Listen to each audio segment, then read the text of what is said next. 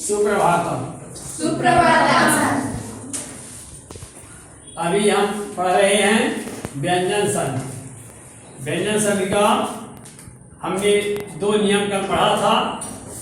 तीसरा नियम आपका है तुक आगमा। तुक आगमा में यदि पदांत न वर्णांतरम सु स्यात् सा स्यात् तर्हि द्वयोः वर्णयोः मध्ये तावर्णस्य आगमः भवति। यानी पद के अंत में ना वर्ण के बाद सा वर्ण आता है तो दोनों वर्णों के मध्य में ता वर्ण का आगम हो जाता है। समझे? कोई पद है, उस पद के अंत में यदि न आ रहा है और उसके बाद स आ रहा है तो दोनों वर्णों के ना और सा के बीच में ता वर्ण का आगमन होता है। जैसे यहाँ क्या आया है? सन। पद के अंत में क्या आया है? ना। फिर इधर उसके बाद दूसरे पद के प्रारंभ में क्या आया है? सा। तो ना धन सा बराबर क्या हो जाएगा? ता हो जाएगा। ना और सा के बीच में दोनों वर्णों के बीच में क्या हो जाएगा? ता हो जाएगा। तो सन धन शंभु, तो यहाँ पर सन छब्बु हो गया। ठीक है? Yes sir. अस्तो सूचना शिशु सूत्रेण, सूत्र के आधार तकार स्थाने चकार भवति। अस्तो सूचना शिशु इस सूत्र के आधार पर तकार स्थान यहाँ करता है तो ता के स्थान में चकार हो जाता, इसलिए ता के स्थान में यहाँ पर च हो गया, चकार हो गया। ठीक है? Yes sir. अब दूसरा क्या है कि अनुसार में अनुसार। अभी आपने पढ़ा है अनुसार और अनुनासिक, दो पढ़े ना? yes, अनुसार। अब यदि अनुसार में क्या होता है? शब्दस अंतिम मकाराद को व्यंजन वर्ण सात तदा मवर्ण अनुसार भवति। शब्दस अंतिम मकाराद, यदि शब्द के अंतिम में मकार होता है, कोई भी मकार मां का वर्णन होता है तो उस व्यंजन वर्ण में मां वर्ण में क्या हो जाएगा? अनुसार हो जाता है। यदि अंतिम किसी शब्द के अंतिम में मकार व्यंजन वर्ण आता है तो मां के स्थान में अनुसार हो जाता है। किंतु अंते स्वरः अस्ति, लेकिन यदि अंत में स्वर है, मां क्या है? व्यंजन। मां क्या है? व्यंजन। लेकिन इस मां के स्थान में कोई स्वर आता, आयु आज कोई स्वर आता है तो यह नियम वहां पर लागू नहीं होता है। जैसे हम क्या है? सत्यम बल। ठीक है ना? तो इसमें क्या आ रहा? अंतिम में मकार आ रहा है। शब्द के अंत में क्या आ रहा है? मकार आ रहा, मां आ रहा है। तो मां के स्थान में क्या हो जाएगा? अनुसार हो जाएगा। ठीक है ना? तो जैसे हमारा हो गया क्या? सत्यम बल है।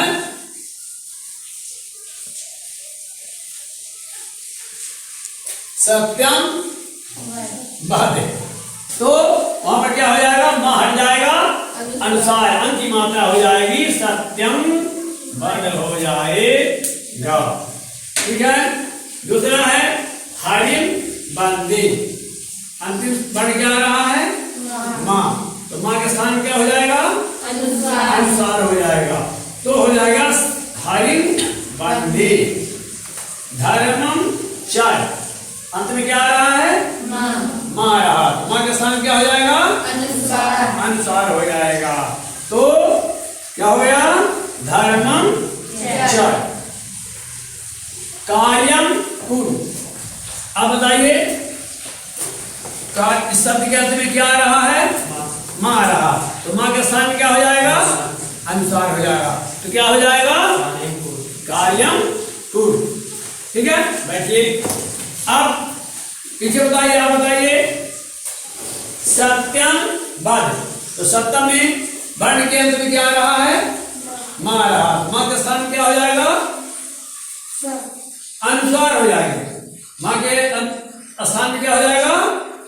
अनुसार हो जाएगा। तो अनुसार तो शब्द क्या बन जाएगा? सत्यम बाद बैठ जाइए। क्या है? जड़ सत्यम। अगला नियम है जड़ सत्यम। झलाम जसोंते पदांतेम झला जस सयु। पदांत झल अर्थात वर्णानाम प्रथम द्वितीय चतुर्थ उस वर्णानाम स्थानीय जस जावे घट स्यात्। यदि पद के अंत में झल है अर्थात प्रथम द्वितीय चतुर्थ उस वर्णों के स्थान में क्या हो जाएगा? जस के स्थान में क्या हो जाएगा? जा हो जाएगा, वा हो जाएगा, गा हो जाएगा, या कि दा हो जाएगा अथवा दा हो जाएगा, है ना? उस शब्द का तीसरा वर्ण हो जाएगा, यानी उस वर्ण का उस वर्ग का तीसरा वर्ण हो जाएगा। ठीक है? यदि का वर्ग का है तो का वर्ग का तीसरा वर्ण क्या कहलाएगा? गा। गा हो जाएगा, है ना? और चा है तो चा का तीसरा वर्ण, चा वर्ण का तीसरा वर्ण क्या कहलाएगा? जा। ठीक है? और यदि ता वर्ण है, ता वर्ग है तो ता वर्ग का तीसरा वर्ण क्या कहलाएगा? दा। ठीक है? और इसी प्रकार से आप जो है इसमें क्या है कि जिस वर्ण का पहला अक्षर जो जिस वर्ण का है वर्ग का है उस वर्ग का तीसरा वर्ण हो जाएगा, है ना? जैसे यहाँ बनाया है बाक धन ईसा। देखिए किताब को देखिए, बाक धन ईसा तो का के स्थान में क्या हो जाएगा? गा हो जाएगा। उस वर्ण का उस वर्ग का तीसरा वर्ण हो जाएगा। का वर्ग में कौन अक्षर आते हैं ना? का खा गा घा अंग। तो एक का वर्ग है। अच्छा वर्ग में कौन आते हैं? क्या वर्ग में कौन आते हैं? ता वर्ग में कौन आते हैं? पा वर्ग में। ठीक है ना? इसी प्रकार से उसका तीसरा वर्ण का के स्थान में तीसरा वर्ण क्या हो जाएगा? गा। का खा और गा। तीसरा वर्ण क्या आया? गा। तो बाक धन ईसा। अब उसके बाद क्या है? स्वर आया। बाक का वर्ण के बाद स्वर आ रहा। ई क्या है? स्वर की व्यंजन। स्वर है, व्यंजन है ना? नहीं, हाँ ठीक, बहुत अच्छे, ध्यान रखना चाहिए बात। तो वागीसा हो गया। क्या हो गया? वागीसा। का के स्थान में गा हो गया। अब अच धन अंत कौन वर्ण है? चा वर्ण। तो चा वर्ग का तीसरा वर्ण क्या होगा? जा हो जाएगा। ठीक है ना? चा वर्ग का तीसरा वर्ण जा हो जाएगा। अच धन अंत। अब अच चा है और दूसरे पद में क्या है? स्वर है कि व्यंजन? स्वर है। क्या कौन सा स्वर है?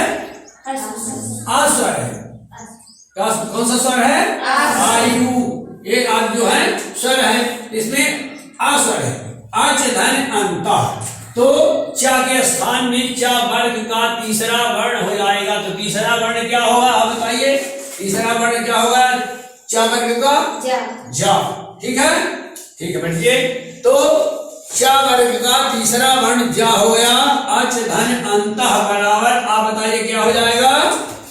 अजंता। अजंता। ठीक है, बहुत अच्छे, बैठिए।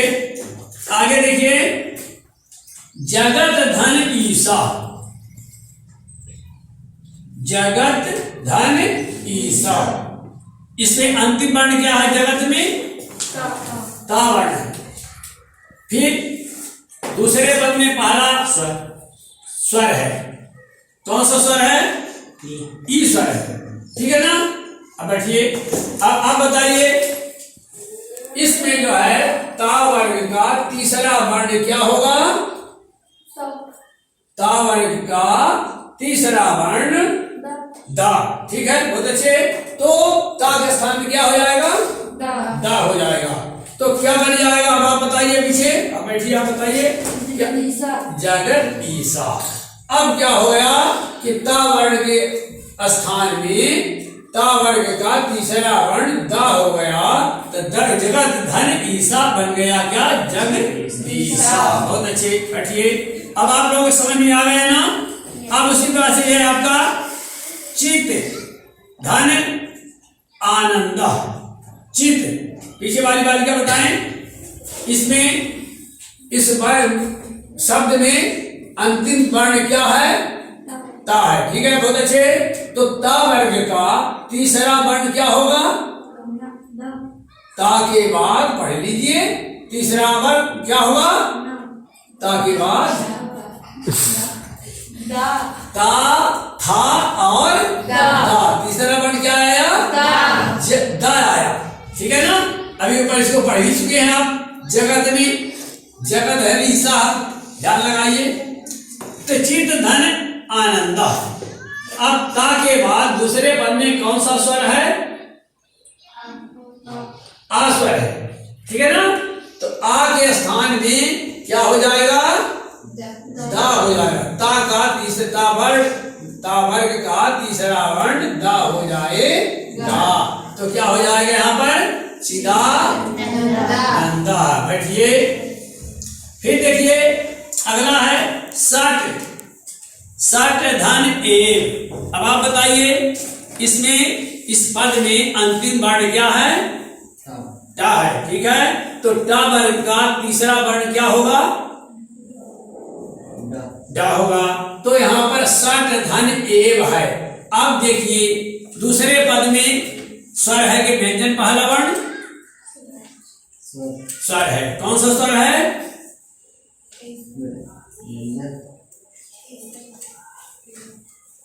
कौन सा स्वर है, सट धन ए। तो ए में पहला वर्ण क्या है, ए है। ए क्या है, स्वर है कि व्यंजन है, स्वर है। ठीक है, बहुत अच्छी।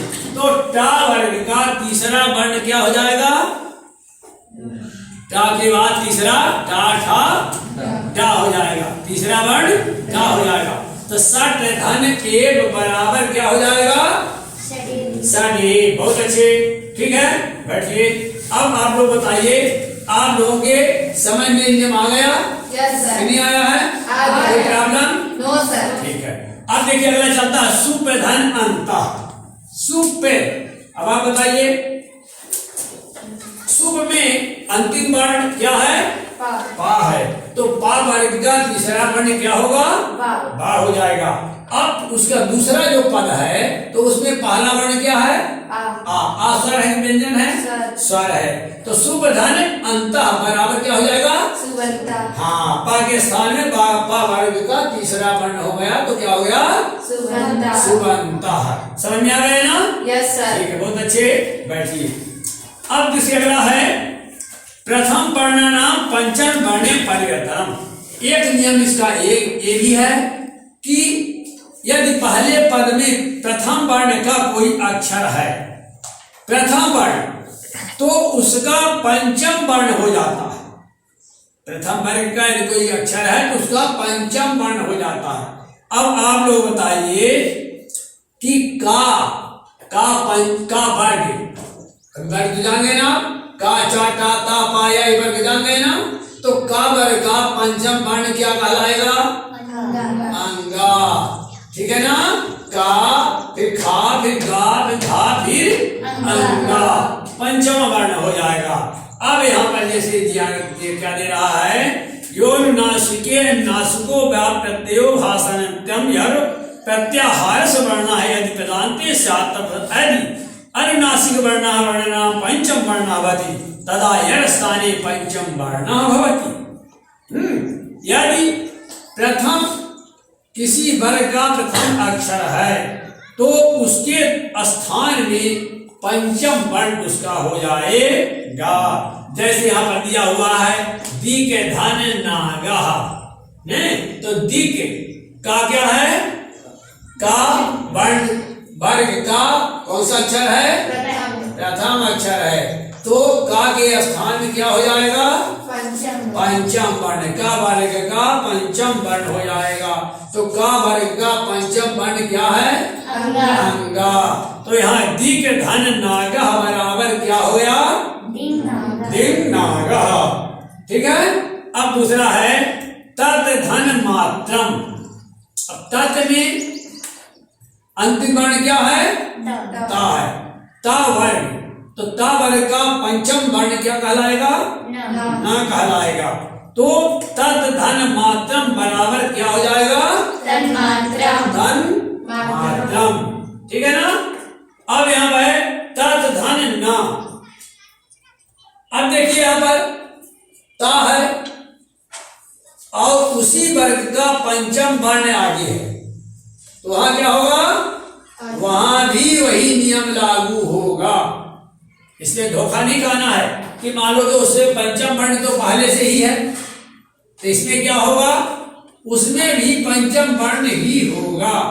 तो तत् धन ना बराबर क्या हो जाएगा? तन, यानी ता के स्थान में पंचम वर्ण ना ही होगा। पहले से ना है तो भी वहां पर ना ही होगा। ये नहीं धोखा खाना कि इसमें ना तो पहले से ही है, यहाँ क्या करें? तो वहां भी ना ही होगा। तत् धन ना बराबर क्या हो गया? धन। ठीक है। फिर षट धन मुखा। अब टा, इसमें पद के अंत में कौन सा वर्ण है? आप बताइए। टा वर्ण है। तो टा वर्ग का पंचम वर्ण क्या कहलाता है? आड़ा कहलाएगा। तो षट धन मुखा बराबर क्या हो जाएगा? षट मुखा। टा के स्थान में ड़ा हो जाएगा, षट मुखा हो गया। ठीक है, बैठिए। फिर है बाक धन मयम। अब बाक में बताइए, बाक में का वर्ग है, का वर्ग का प्रथम वर्ण है। ठीक है ना। तो का के स्थान में क्या हो जाएगा? पंचम वर्ण। का वर्ग का पंचम वर्ण क्या कहलाता है? अंगा। तो क्या इसका का बाक धन मयम बराबर क्या हो जाएगा? बांगमयम। ठीक है। इस प्रकार से आपकी व्यंजन संधि का वो नियम पूरी हुई। ठीक है, बैठिए। बहुत अच्छे, समझ में आ रहा है आप लोग, है ना? हमको पहचान लेंगे ना? ठीक है, बहुत अच्छे। अब आगे चलती है आपकी विसर्ग संधि।